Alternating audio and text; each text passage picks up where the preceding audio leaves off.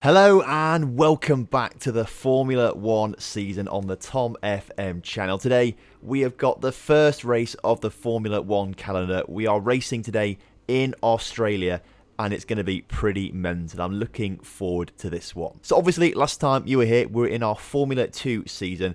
Didn't go particularly well, I've got to say. Wasn't the best of episodes. I think we came last in pretty much every single one because we were on such a high difficulty. So we did say we were going to turn it down, but I did forget to do it in practice. I'll show you a few highlights of practice in a minute. But today's episode is basically going to follow the structure of we do a little bit of practice. We've got qualifying highlights and then race highlights as well. So hopefully you're going to enjoy it. We've got the first race coming up and it's going to be a cracker. So as previously mentioned then, we get here to the practice basically, and we're going through practice, doing a little bit of the track acclimatization, so going through these gates, learning the track sort of thing. Well, that was really good. I enjoy this part of qualifying, practice, sorry, as we have a massive wobble there coming out of that corner. But the issue was we had 100 difficulty turned on and I just couldn't keep up with the targets that the team wanted. Here we've got the last little bit of qualifying practice. I've got to try and get a 127 and a 125, sorry, I was getting 127s. Part of it was I just could not get into my groove on this Australian track. I just couldn't get into my groove whatsoever, which was really frustrating. So as you can see here, we turn it down from 100 into 85. So that should make it a little bit easier for me to, keep up with the game and things like that, keep in my groove and stuff like that, and hopefully we'll have a good qualifying session. So as you can see here, we are now in qualifying, which is good. We've left it right to the end of Q1 to have a go. Unfortunately, we do get sort of held up here by Raikkonen as we go for our first hot lap, which isn't brilliant. We have to go all the way around the outside of him here. We do lose a lot of time coming out of this one, so that was we do get past him, but we do lose a lot of time in the process. All we have to do though in Q1 is to get P15 or above, so we have to do that. As you can see here, as we jump around to the end of Sector 2, we can see in the top left we are 1.3 seconds down, and we have a massive wobble coming out of that corner there. It's a really tricky one. As you can see, we're coming down the final corner now. Jump forward to that. We have to at least get P15, and as we go across the line, we're in P16. Now, luckily, we've got 45 seconds left of the session to get another lap in, so we do get around another lap pretty cleanly instead. So as we come around the final few corners now to go and cross the line, are we actually going to get into the top 15? Evidence from last episode suggests not, but are we going to break into the top 15? We have to beat Stroll's time. What's it going to be? We get P14. So that's Q1 out the way. Of course, there's 3 parts of qualifying. If you watch Formula 1, you should know this, obviously. But if you don't watch Formula 1, I should probably explain if you don't watch Formula 1 that there's 3 parts of qualifying. There's Q1, all 20 drivers in there, and the 15 quickest go through to Q2, where then the 10 quickest go through from Q2 to Q3, and that is the shootout for pole. As you can see, we're in Q2 right now, so we have to get into the top 10 at least as we cross the line here. Verstappen to beat our teammate. We don't beat him, but we do go 6th, so we are into Q3, which is really good. So I go back to the garage there to go into Q3, and we're now on our hot lap for Q3, looking to try and put it on pole position. By this point, I have started to find my groove. As I say that, we do go massively corner cutting there. I didn't mean to do it, it just happens sometimes. But as you can see, we have gone purple in Sector 1. We are faster by 0.1 of a second than Vettel. If we can carry on like this, we will be on pole at the end of a lap, which is really, really exciting. But as we come to the end of Sector 2, we have lost some time. We're now down nearly 0.2 seconds. So we've lost about 0.3 seconds in Sector 2. And as we come around the final few corners now, looking to try and improve, are we going to get pole? Are we going to be on the front row? Are we even going to be in the top 3? Let's find out as we go across the line, provisionally in 3rd place, but there's more teams or more drivers to complete their lap still. Are we going to stay in 3rd? I'll return to the garage. Let's see the results. We're in 4th place, which I've got to say is pretty good. We've out-qualified our teammate Verstappen as well. He's below us, only just below us to be fair, 0.2 seconds off us. It's pretty close, but we now go into the race in Australia, starting 4th on the grid. I am super excited for this one. Hopefully, we'll turn this 4th place start into a points and into a podium finish. That would be delightful as we head off to Australia.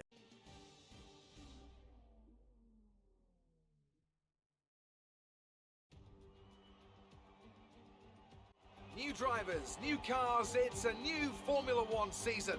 but it's the same Albert Park that we've come to know and love for more than 2 decades now that plays host to round 1 of a 21-race championship that takes us from here in Australia across the globe and the eventual season finale at the Yas Island circuit in Abu Dhabi. We go racing today then in the state of Victoria, where the drivers have 16 corners and 3.3 miles to navigate at an average lap speed of around 120 miles an hour. The close proximity of the barriers makes accidents inevitable, and recent history shows us that a safety car is not at all out of the question. We have plenty of changes to the sport this year, with tweaks to the regulations, a fresh-looking spread of tyre compounds, and of course some changes to the roster of car manufacturers. It's goodbye to Sauber and hello once again to the classic name of Alfa Romeo in Formula One. It's also goodbye to Force India. They've been rebranded as Racing Point. Joining me to take you through all the action of the 2019 Formula One season is Anthony Davidson. And it's great to have you with us. Thanks, Crofty. Always happy to be here, and I'm looking forward to getting underway. Last year was Mercedes' 5th Constructors' title in a row, although for the first half of the season it was absolutely neck and neck with the Ferraris. Hopefully this year we can see the chasing pack take that final step, as I'd love to see a championship contest all the way up to the final race in Abu Dhabi. Another story to keep an eye on is the performance of Red Bull, who have switched to the Honda power unit this year. What that will mean for both their performance and reliability remains to be seen. With the race minutes away from starting, here's what today's grid rundown looks like. An immense lap from Lewis Hamilton yesterday puts him on pole position, edging out Devon Butler, who'll start from P2. Looking at the rest of today's grid, we have Vettel, Thomas, Charles Leclerc and Verstappen, Perez, Ricciardo, Magnussen and Lucas Faber, Grosjean, Stroll, Kimi Raikkonen and Sainz, Norris, Kvyat, Alexander Albon and George Russell, Kubica and Antonio Giovinazzi starts from the back of the grid. And now it's time to head down to the track.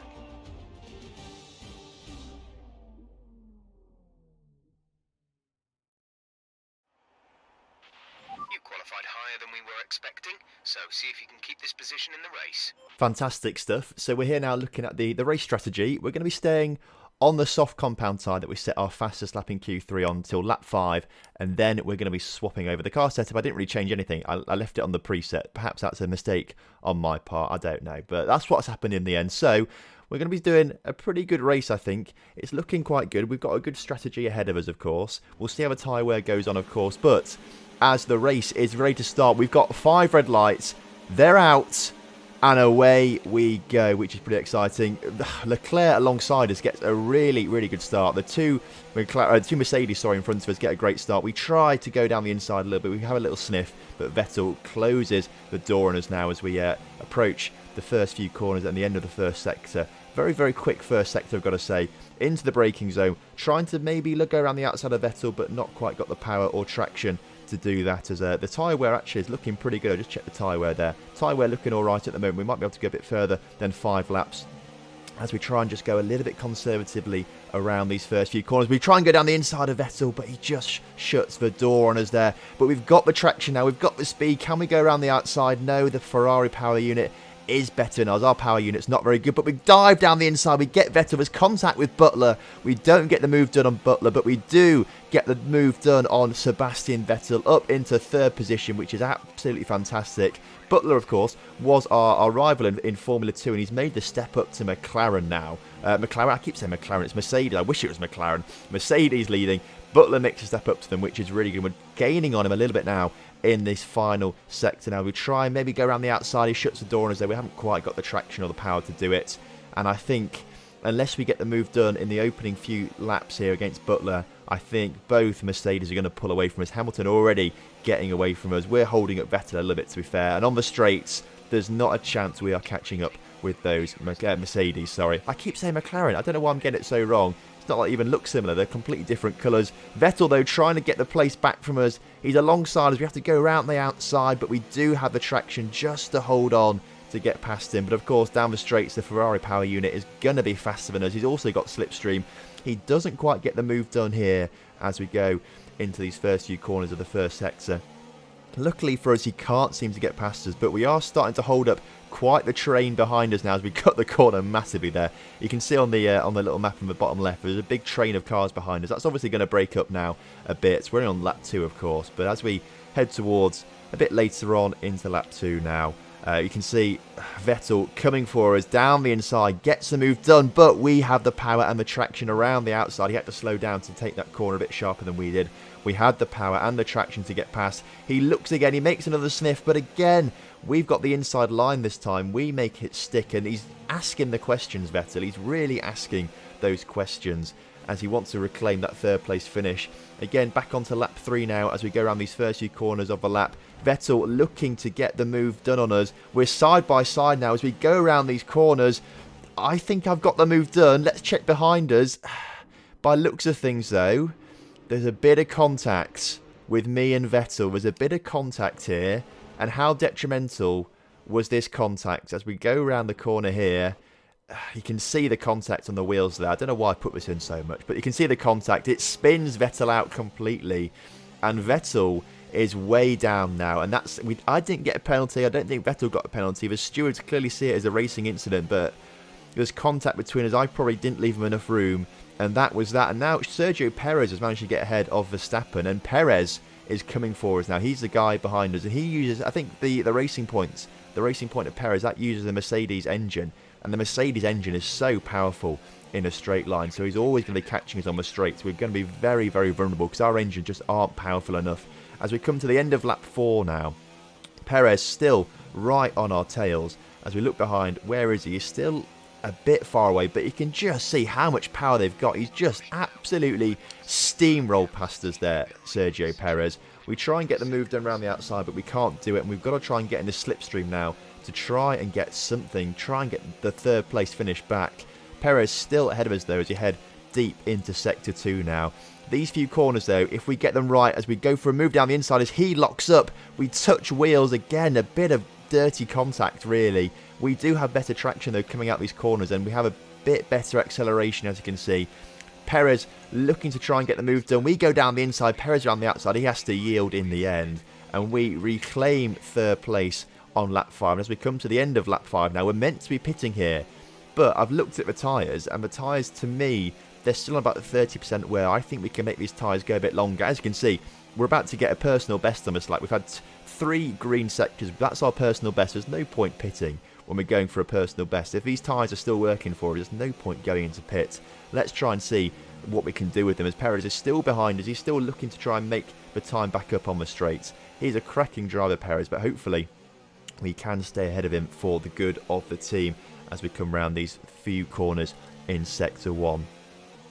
Looking to try and get a good exit on this one. This is so easy to mess up that corner, but again, back on the main straight of lap 7 now as we go through these first few corners of the lap. Perez still behind us, but he is still looking to overtake us. You can see the marker here. He's coming down our outside now. He's looking to get the move done. We've got the inside line, which we just about make stick. You can see Verstappen is also right behind us as well. There's a real battle going on for third place now between a couple of cars.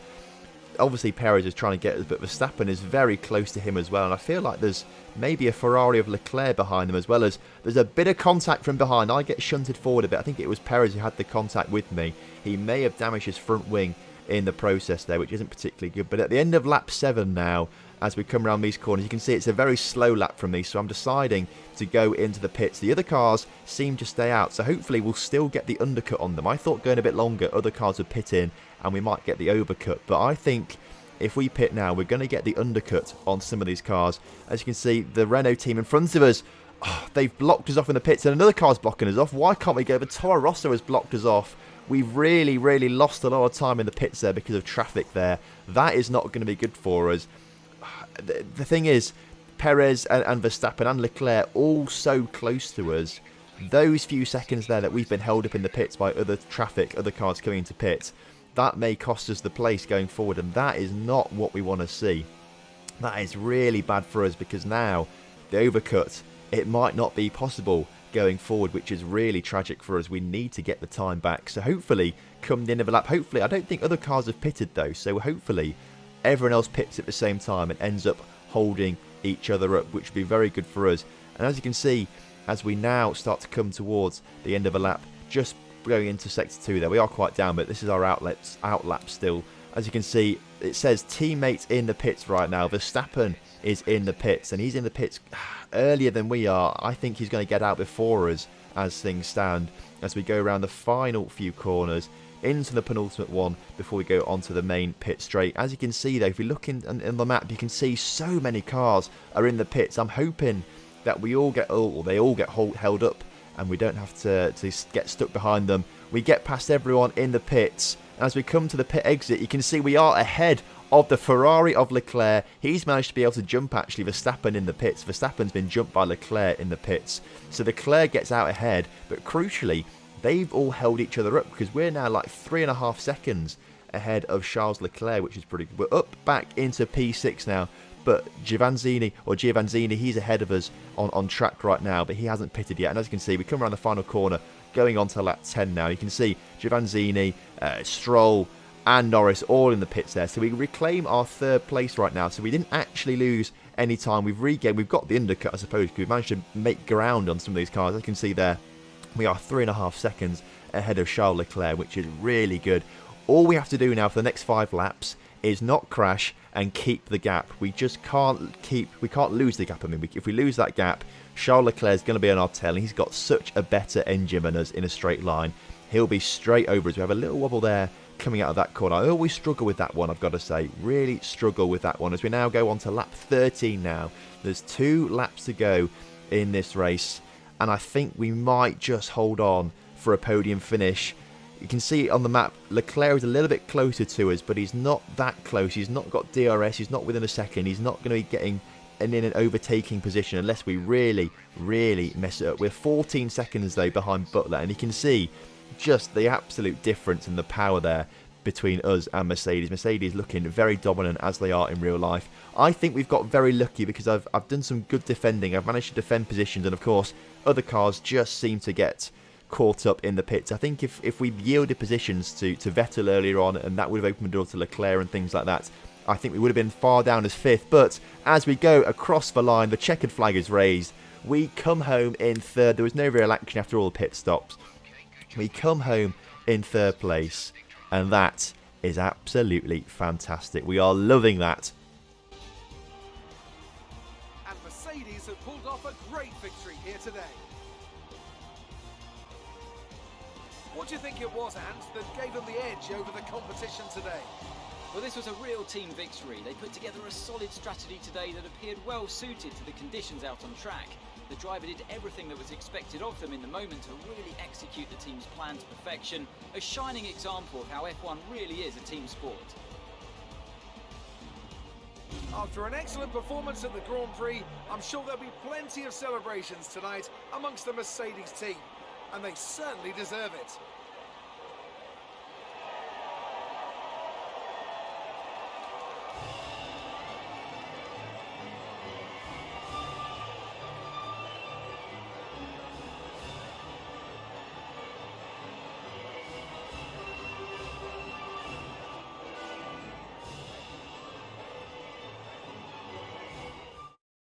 So let's review the updated driver's standings. After an incredible performance, Lewis Hamilton secures the top spot in the Drivers' Championship.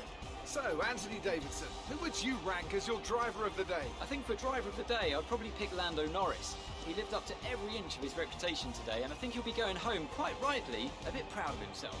It's time to check out the constructors' standings. Mercedes moved to the top of the table. Well, Ant, an end to another fantastic weekend of racing. Thanks to everyone who joined us, and we'll see you for the next one. So obviously the driver's standing is just the same as the race, but as you can see here, we are 2nd in the Constructors' Championship right now, which is very good as we go into today's interview. Let's have your thoughts. You and Devon weren't far apart by the end of the race. How evenly matched are you? Well, you know what? He's a good driver, but I'm better. It's my favourite kind of match. Shared a few podiums with Devon back in F2. How does it feel in Formula 1? So good that I don't even mind sharing it with him. Obviously, because we're showmen. Everything went your way today. It looked like you had a really good strategy for the race. Well, I raced hard, got a podium finish. That is good strategy in my books. Obviously trying to be as cocky as possible. You really looked in control of your car out there. Your team must be thrilled. And I'm thrilled with their support during the race. Let's try and just, increase our reputation with them a little bit. We want to try and make Red Bull look pretty good, and we want us to look good too, obviously. That's how it goes.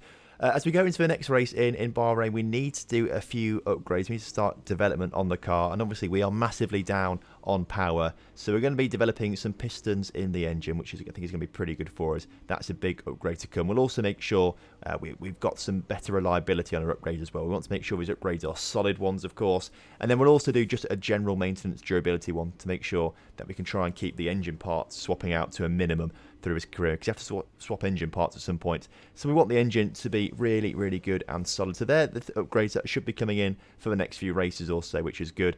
Obviously, next time out is Bahrain, which is a very good track. I do like it. It's a difficult one, which is what I quite like about it. So it's very rewarding when you do it well. But thank you very much for watching today's episode. We've got Bahrain coming up next time, and I will see you there. Goodbye.